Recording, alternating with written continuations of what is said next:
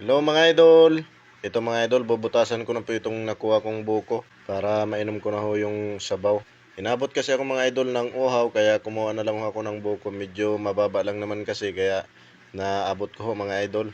Medyo malayo po kasi ito mga idol sa bahay kaya ito, buko na lang ho yung aking kinuha para matanggal po yung uhaw ko mga idol.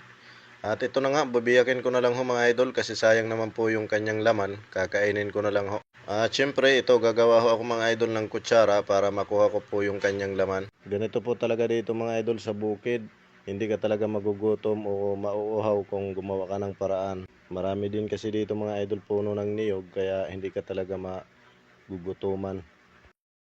At ito na nga mga idol, tapos ko na ho gawin yung kutsara. Ganito nga pala ako mga idol magkuha ng laman ng buko. O siya mga idol, maraming salamat po sa inyong panonood. Pakishare naman po mga idol at pareact na rin po. At syempre, papalo na rin ho mga idol. Salamat ho.